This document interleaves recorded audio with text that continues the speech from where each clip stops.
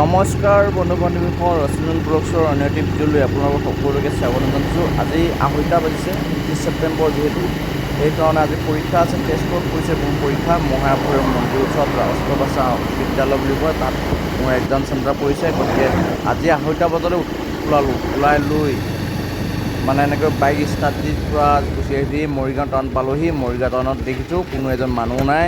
এইফালে এখন হোটেলত আছে দুজনমান মানুহ, তাৰপিছত আৰু নাই। গোটেই ৰাস্তাটো নিজান পৰিৱেশ।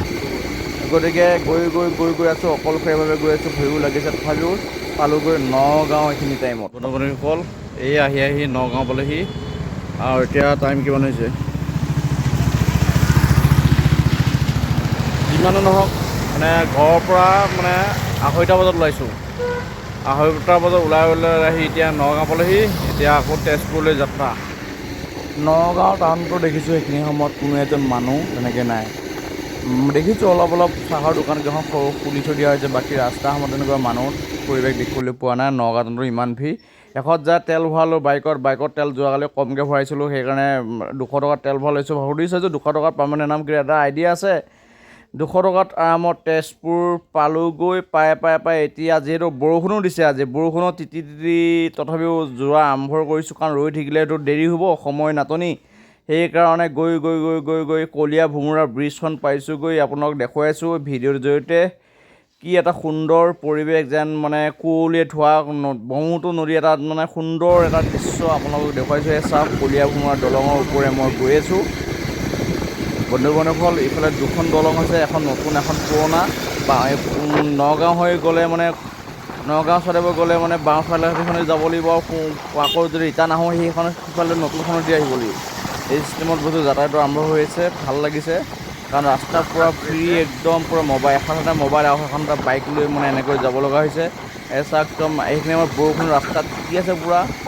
বৰষুণো তামান দিছে, উপায় নাই, বৰষুণতে ভিজিছোঁ, উপায় নাই। বৰষুণ ৰৈ থাকিলে আকৌ সময় নষ্ট নক'বা। আৰু চেণ্টাৰটো বা ক'ত আছে, বিচাৰি পাওঁ নে নাপাওঁ, এয়া এটা চিন্তা। গতিকে বৰষুণত তিতি হ'লেও এই চেণ্টাৰলৈ যোৱা আৰম্ভ কৰিছোঁ বন্ধু-বান্ধৱীসকল। চাওক বন্ধু-বান্ধৱীসকল, মোবাইলটো যেনেকৈ ধোঁৱা দেখিছে, এইখিনি কুঁৱলী পৰা নিচিনা পৰিছে, মানে একো মানে ভালকৈ দেখাব নাযায়।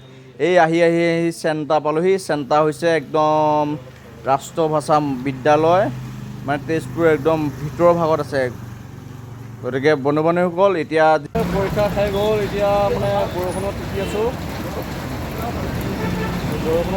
মানে চাওক, বৰষুণ একদম বৰষুণ। ঘৰত যাব ওলাইছোঁ।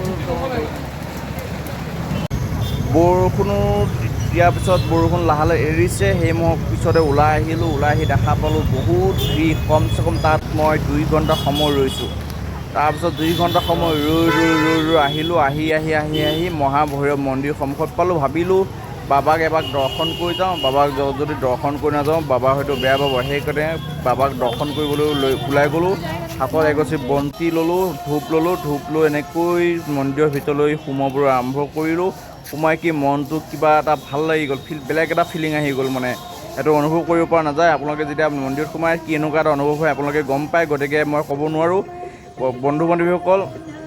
তাৰপিছত দেখিছোঁ একদম তলখন বহুত মানে খালী ভৰিৰে মানে খোজকাঢ়িবৰ কাৰণে ভয় লাগে। মানে এনেও পানী পৰি আছে, অকণমান পিছলো হৈ আছে।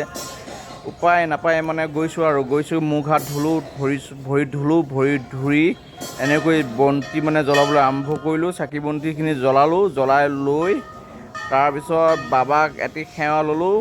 সেৱা লৈ ওলাই আহি তাৰপিছত মানে ঘৰমুৱা হ'বলৈ যাত্ৰা আৰম্ভ কৰিলোঁ। এয়া চাওক, কিন্দৰ এটা মানে মহাভৈৰৱ মন্দিৰ, এটা সুন্দৰ পৰিৱেশ মানে সঁচাকৈ বহুত মনোমোহা এটা পৰিৱেশ। আৰু জীৱনৰ প্ৰথমবাৰৰ বাবে মই মহাভৈৰৱ মন্দিৰত গৈছোঁ। আৰু দেখি মনটো মানে এনেকুৱা এটা লাগিছে যে সঁচাকৈ মই মানে বাবাৰ কাৰণে মই ইয়াত আহিলোঁ, বাবাই লৈ আনিছে, এনেকুৱা এটা ফিল হৈছে মানে। তাৰপিছত উপায় নাপায় মানে ঘৰমুৱা হ'বলৈ ওলালোঁ। ওলাই মানে পালোঁহি কলীয়া ভোমোৰাৰ ব্ৰিজ। আহি কলীয়া ভোমোৰা ব্ৰিজ পালোঁ। ব্ৰিজত মই ভাবিলোঁ এটা ভিডিঅ' কৰোঁ। ভিডিঅ'টোৰ জৰিয়তে আপোনালোকক দেখাবলৈ চেষ্টা কৰোঁ সুন্দৰ এটা ব্ৰহ্মপুত্ৰ নদীৰ ধুনীয়া এটা প্ৰাকৃতিক মনোমোহা দৃশ্য। চাওক বন্ধু-বান্ধৱীসকল, ময়ো এটা নিজকে এই এখন একদম কলীয়া ভোমোৰা নতুন ব্ৰিজ আৰু তাত বৰ্তমান আছোঁ মই। কি সুন্দৰ এটা একদম চিনাৰী, মনোমোহা দৃশ্য।